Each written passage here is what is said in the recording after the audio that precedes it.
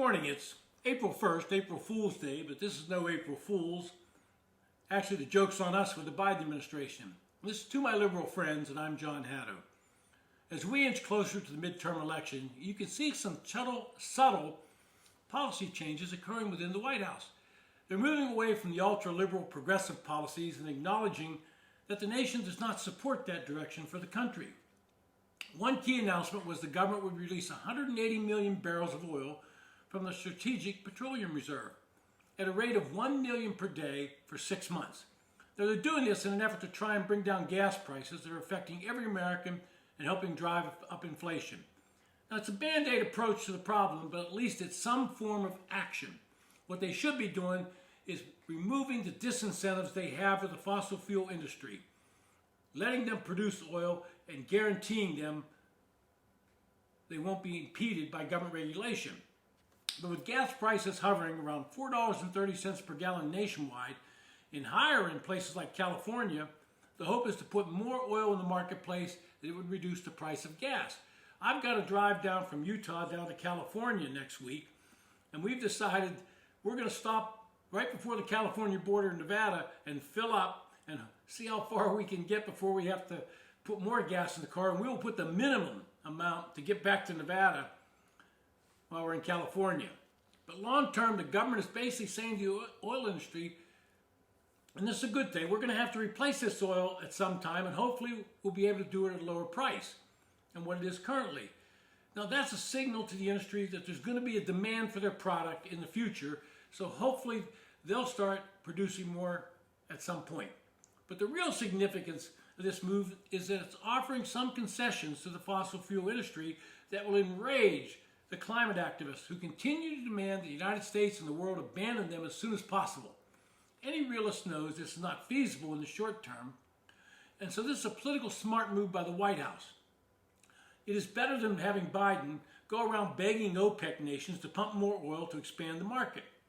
It's always been amusing to me that climate activists demand that U.S. take certain actions but don't apply those same demands to industries in India, China, Russia, and other countries.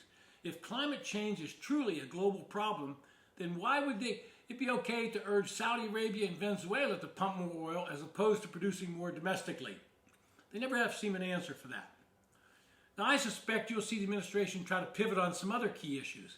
And if I had to list the top 5 issues facing politicians in November, they would be: first, inflation; 2, crime; 3, immigration; 4, education; and 5, foreign policy. Now, inflation is number 1 because it affects everyone. And it does not matter how much the administration tries to blame inflation and high gas prices on Putin, the average person realizes they were already skyrocketing well before Russia invaded Ukraine. This month, we're probably going to see a rate that exceeds 8% annually for inflation, and that's starting to scare even the most loyal Democrats. Number 2 is crime. It's a major issue, particularly in large cities. Homicide rates are going up, carjackings are up, and organized shoplifting of expensive products continue to rise. In LA, they're advising people not to wear expensive clothes or have expensive-looking jewelry or purses.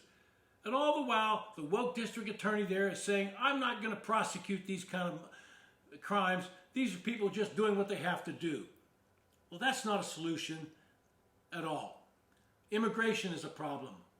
We see the Biden administration wanting to take away more of Trump's policies that were helping to stem the tide. And we see another huge caravan that just recently broke through a police line in Mexico, stomping their way toward the border. We're looking at another probably 2 million people crossing the border this year, and they're coming from all over the world, not just the Northern Triangle. They know that with the Biden administration, they can get in, and the American people are getting scared about it. Education will be a policy. We saw what happened in Virginia, where Glenn Youngkin won the governorship by focusing on education and parents, stressing that parents have a right to be involved in their children's education, that teachers and teachers' unions don't have some unilateral right to decide what's going to be taught, and nobody can do it. And 5th is foreign policy. Biden has struggled with foreign policy. We all know what happened to Afghanistan, and now with Ukraine, he seems to bounce from one decision to another, trying to figure out what's the best policy for him to adopt. He doesn't want to support them in some ways, but he wants to send weapons in others. And eventually the American public can figure out he really doesn't know what to do. But these 5 issues, I think, are going to be key in the midterms. And Democrats are trying to scramble and find some message they can deliver to the voters which says they understand. But so long as you have progressives like AOC and the Squad, it's difficult to get that message out because they demand more and more ultra-left policies be adopted by the administration. They want student loans forgiven. They want universal income. They want health care for all. They want everything paid for by the government.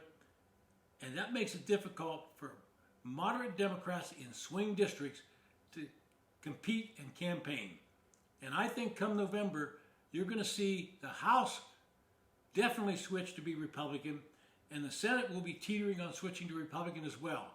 And then finally, the smart boys in the White House will figure out that Joe Biden either better pivot and start governing as a moderate, or he's going to go down in flames as well.